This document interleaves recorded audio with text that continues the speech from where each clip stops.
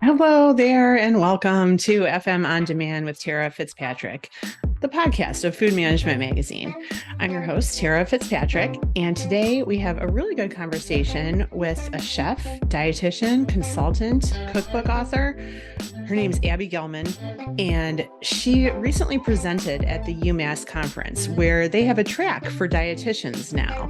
So something kind of new.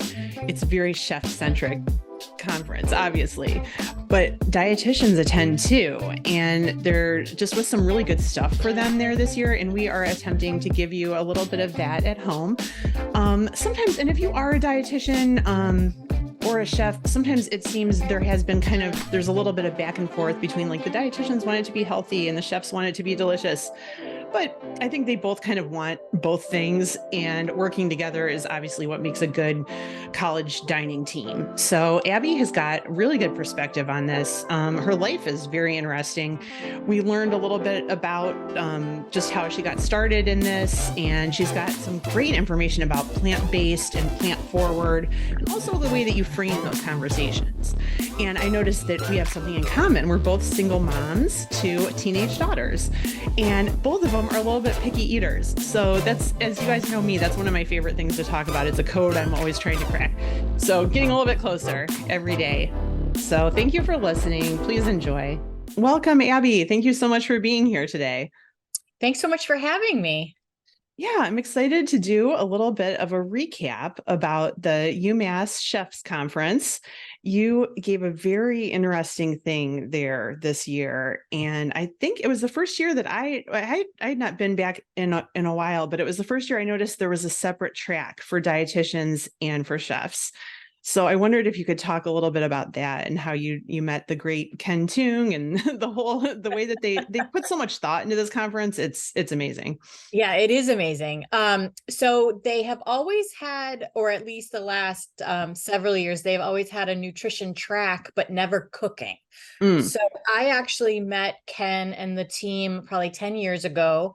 I was not on my own yet. I work for myself mostly now, but at the time I was working for a company called SPE Certified, and we were hired by them to come in and kind of help add some healthy, delicious choices to their dining halls. So it had to have been about 2013.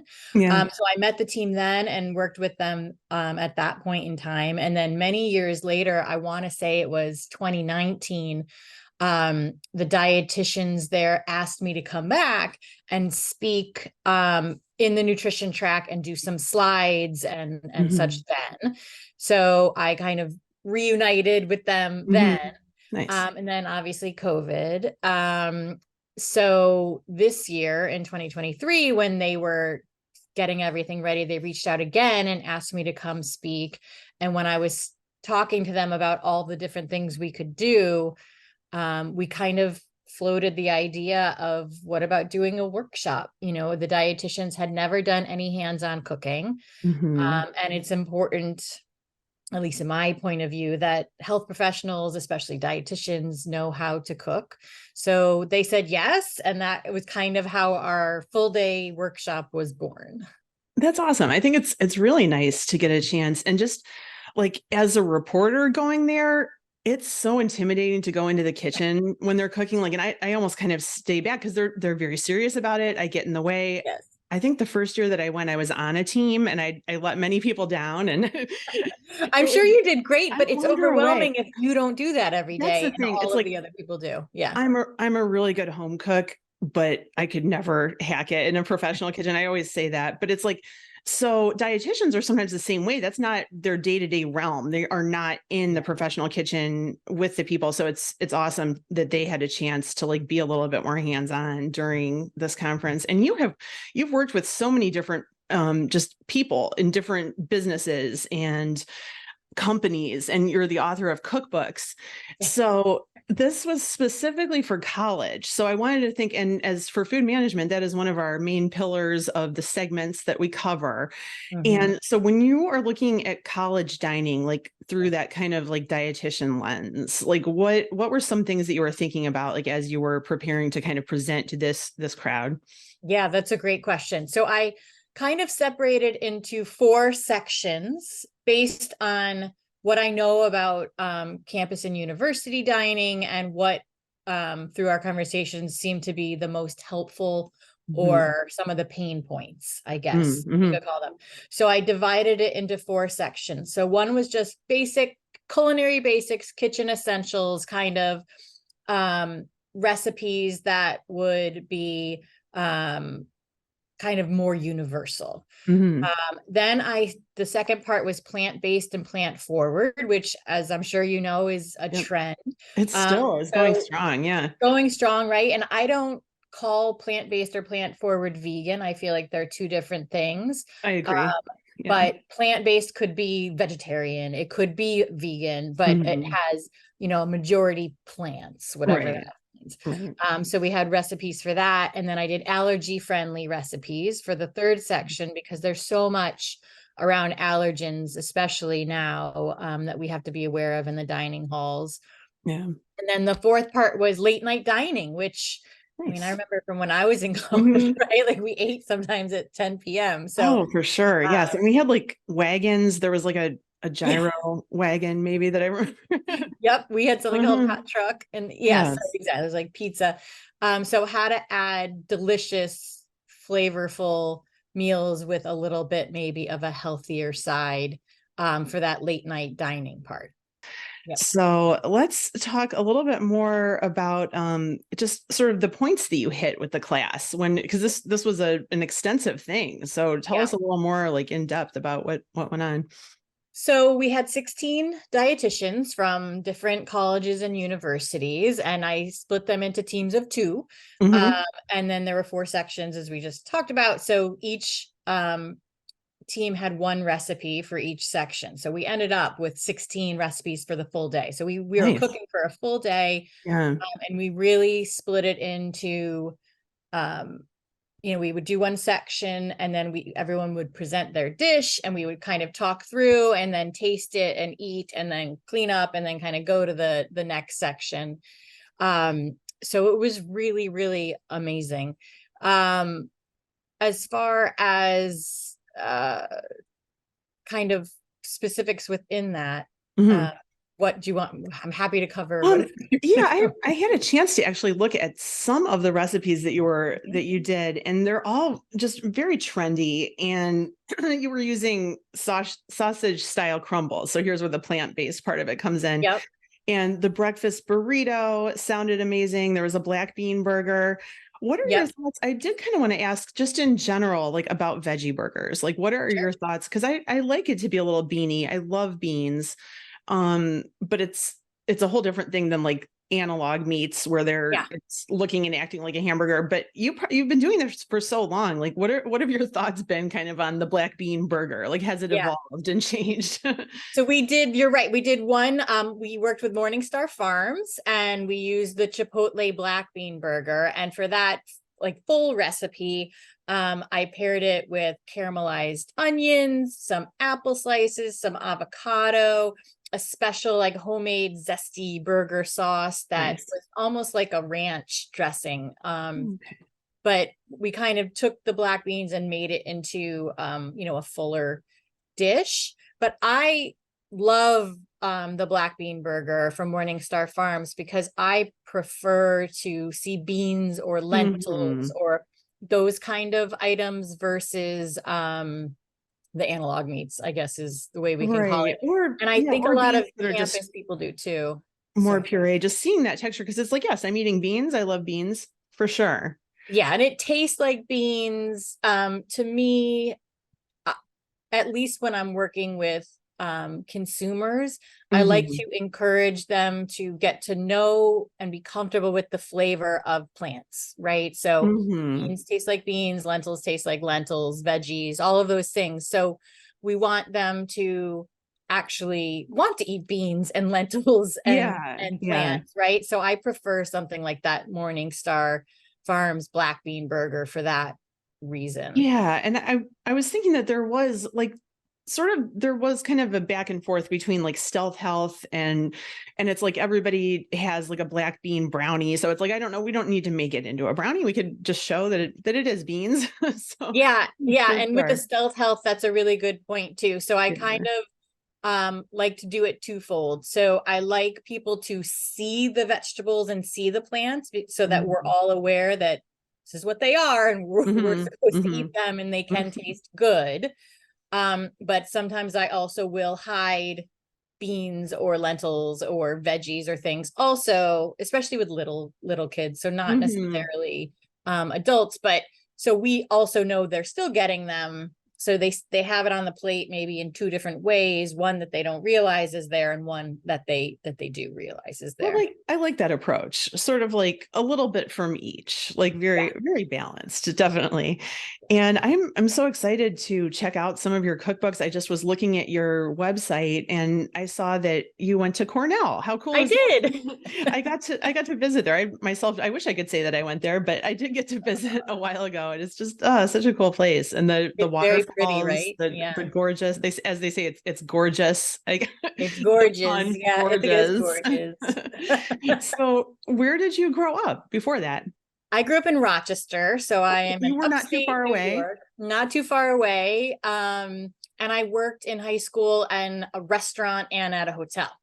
Oh, cool. So I actually went to Cornell. I was in the School of Hotel Administration. I was a hotelier. So which is a big school there. Absolutely. Yeah. And then I switched to nutrition later. But I did kind of food and beverage and finance and consulting and all of that before I became a dietitian. Okay. So I would guess that background definitely helped with everything that you're doing now, right? Yeah, it does. And I have my own business. So the business background side of it definitely helped too, for sure. For sure. Yeah. Having your own business, that's a business in and of itself, in addition to doing the thing that you're doing. Exactly. For sure. Exactly. So yeah, that is great. And I wanted to find out like trends that you are interested in, things that you're looking at. I know that like writing cookbooks is such a process and you're drawing from so many different like inspirations, but I kind of wanted to see like, what are you looking ahead to? What are you thinking that you want to be finding out more about? So I've been kind of playing around with different peppers, like spicy peppers, heat, and all of that this year so far. I just went to the fancy food show and there were oh my goodness, so many different products that were just different types of peppers and spicy, and some of it was liquid spice, some of it was actual interesting different red pepper mixed spices, and then fresh peppers. So I've been having a good time playing around with those. Sure. Yeah. What about, I've been hearing about Aleppo peppers a little bit, and that's become very popular. Anything. Yeah. Sometimes there becomes like a pepper of the moment that everybody, it's like, we want to try this one. And for a while it was those green ones that were like charred and they would come at restaurants and they would tell you one of them is hot, the rest of them may not. Yeah. I can't think of what they're called for some reason. Somebody's writing in to tell us what those are called, but I shishito peppers. Shishitos. Yes. That's the one. Yeah, shishito peppers. Yes. And that was such a good, like, I feel like that should continue. We should do in maybe like more different varieties, but served in that same way where it's just like, here's the peppers, like how fun. Yeah. And just recently there was a viral article that came out kind of against burrata. Like it said a big glob of boring. I was like, oh no, like Ohio just found out about it. We're just exactly. And we can jazz it up. You like cheese, like burrata is a great base for so many other flavors and things to do with it. For sure. And a little bit of like a sidebar or a left turn. I just wanted to get your kind of general opinions on, because I'm working on a story about this and it's some colleges do it. Maybe I've seen it a little more in healthcare where putting together meal kits for people, kind of in the same vein as like HelloFresh or Blue Apron. I just wanted to see, like, do you think those are good or bad? Sometimes I do both of those. I do both HelloFresh and Blue Apron, and they're really good. And it's good for somebody that doesn't know how to cook that well, which isn't me, but my little brothers use them. But sometimes just like nutritionally, or do you feel like that's something, and especially for like our colleges and for hospitals, do you think it's a good thing for like business to put that out there? I haven't heard about it in colleges, but I like that as an idea, especially if kids are living off campus where they have that's where it would come in. Yeah. There's a lot of talk lately about college kids not being able to afford food and housing and things like that. That's a And real thing. now Yeah. they're allowed to get SNAP benefits, which I love. Mhm. So if there's a way to give them meal kits or even just Yeah. like pantry items or things that they can easily make, I'm all Yeah. for it. All for it. Yeah. And if there's a recipe or something to go with it, great. I feel like I a think, lot of that age kids are a little more open to cooking and a little more mhm. interested in it versus some older generations. But Yeah, I think Mhm. sometimes as once you get far enough in life and you kind of just keep telling yourself, I can't cook, I don't know how to cook. It's like, no, but you can. But it's almost like that little extra step of having like, here's all the ingredients that you need. It's Yeah. all together. And I feel like that makes it like less intimidating for people to make their own stuff. Exactly. And if you use something like, so I mean, we were just talking about Morningstar Farm. So if you use the black bean burger or those chorizo crumbles, they're frozen, right? So if you gave someone a meal kit with those two items, Yeah. and then, here's a pepper, here's a can of black beans, here's some tortillas, this Mhm. is how, and here's a thing of salsa, like this is how you make your breakfast burrito, like easy, done. It was Right. super quick. Or the same with the burger. Um, do it, in Yeah. small batches like that. I feel like it would be a really great idea. Yeah, for sure. And I kind of wanted to see too, like uh the health benefits of different ingredients. Like when we Sure. hear about like it's a superfood, it's like everything is kind of super, like each has their own, but Yeah. what do you think's the benefit of like really kind of letting people know about this and peppers is a good example too, because Yeah. like even when people have arthritis or something, I think they even have creams that are like the capsaicin. So Hmm. how do you kind of incorporate letting people know like this is functional, this does this for you type thing? Yeah.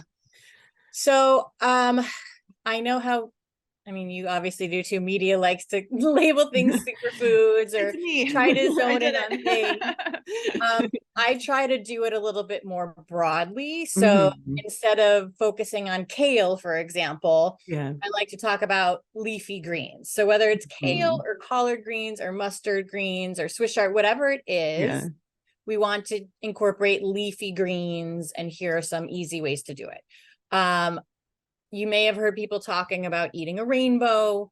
And that the purpose of that is just to kind of essentially all the fruits and vegetables, all the different colors. We just want to Mhm. incorporate as many different colors throughout Yeah. our day or our week as possible. Right. So instead of saying I'm going to eat the same things every day, which can Mhm. happen, I feel like if you focus on those superfoods too much.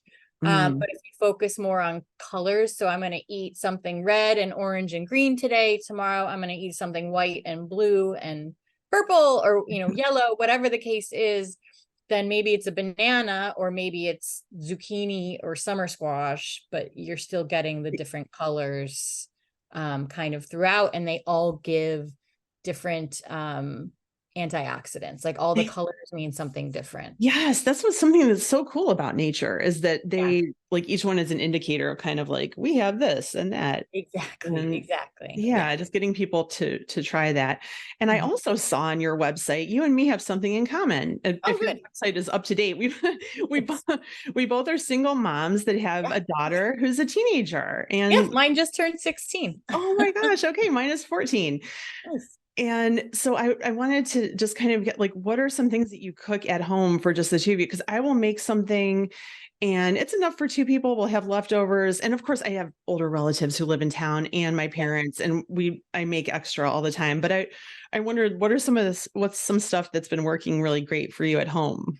I mean, she eats pretty well, but they're kids, so there are like picky streaks, right? Oh yeah, So mine we is end up picky. Yeah. doing, every Tuesday is Taco Tuesday, but it's just, beans. I'll do some of those vegan chorizo crumbles, or I'll do some ground turkey or ground beef.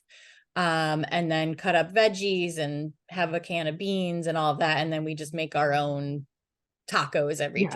Tuesday. Her other favorite is sweet potatoes. So I bake a lot of whole sweet potatoes and then roast, like I'll roast broccoli or cauliflower. And again, with beans and cheese and all of that is another one of our big weekly meals. Oh yeah. I think mine might be a little more picky than yours because that's like an amazing, that's a little more variety. She does love potatoes, not so much the sweet, but just regular, like any. That's And great too. we Yeah. were saying that her mafia name would be Indie Potatoes. She just loves the potatoes. And just the little peewee ones, like I Uh-huh. roast those. Those are good. I cut them first and then boil and then like rough them up and Okay. stir them with like salt, rosemary, olive Yep. oil, and then put them on a sheet pan. Oh, and then they get nice and crunchy, Very right? hot. Oh, Yep, they get the delicious. crunchiness. Smart. Yeah. Yeah. Yeah, that's I love been my that. way, but it does get a little monotonous sometimes because she always wants it. And then artichokes too is another one, which is kind of That's a a weird good one, but one. she really likes those. That's great. I usually find that like the choose your own adventure things where so it might get monotonous for us Right. and I can kind of jazz up what I'm doing You and can they your want the portion, same thing you a can little bit add. more, which then it works a little. Okay. Yeah, yeah, very similar as to has she thought about like what she wants to be when she grows up or We're working through. We're working through. We've kind of been able to identify some things she definitely doesn't. And we're going to start doing college tours this year. So I'm trying to get her to narrow it down a little bit. Yeah, I think it's probably better not to know though, because you're going to, I don't know. And I know mine's just starting her freshman year of high school, but I know that it's Oh, going to be here just as soon as ever. And I don't know how people do that. How yeah. It's how we'll talk after. it happens. I know. It's like, Years, I'll wow. let you know how it went Oh, and give you please. pointers. Yeah. Absolutely. Please let me know. And I wanted to also get kind of like a sneak preview from you. Like, what do you have coming up this fall? Like some projects that you're working on or through the rest of the year? Travels? I'm let's see, travel. Well, there's a big dietitian conference that happens every October. This year is in Denver, and it's the first year I can think of in a really long time that I'm not speaking at it. So Oh, that'll be it'll nice. be nice to Sometimes kind of go and just be there just and be an attendee. Yes. No yeah, butterfly zone. no butterflies, no I like know. I worrying have to, about yes, all the I have to present soon myself. stuff. And it's so lovely to go somewhere and be like, I'm just here, just attending. Just to hang out. I know it'll be nice. Great. And then right before that, I'm going on a soy farm tour in North Dakota, which I have never Ooh. gone on before. So that should be really interesting. I'm looking forward to that. I love to go on farm tours. I have learned so Mhm. much on Yeah. various things with you just it's like, oh, so that's where and then it's like it's something that you carry with you. Like the next Yeah, time you see soy sauce, you'll be like, I know how that was made. I've seen that exactly. It's so happen. important, especially because there's so much Yeah, mis and disinformation out there. Like yeah. if you've seen it firsthand, you can say, well, it's actually done this way. And, People and well, I was guilty of this myself. And I just read recently, they were like, boy, that was debunked a long time ago. But sometime like in the 50s or something, some doctor said, like, well, the soy has estrogen. So you can't. And it's like, no, yeah, it's not even the same kind that would yeah. cause any problems for you. So I was like, I still was hung up on that. So it's like, Yeah, and also how much you'd have to have so much, like the amount that right. you'd have to eat every day Yeah, is really. Many things crazy like that. to It's be like, able to do it. yeah. Yeah. And things, but it just takes like one article that was written in the 50s and it just reverberates for so long. Like you got Yeah, to, we must get the truth out about the veggies. exactly.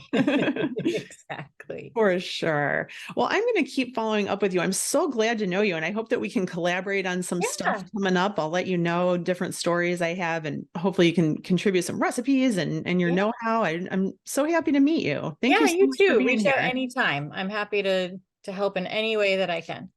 I will.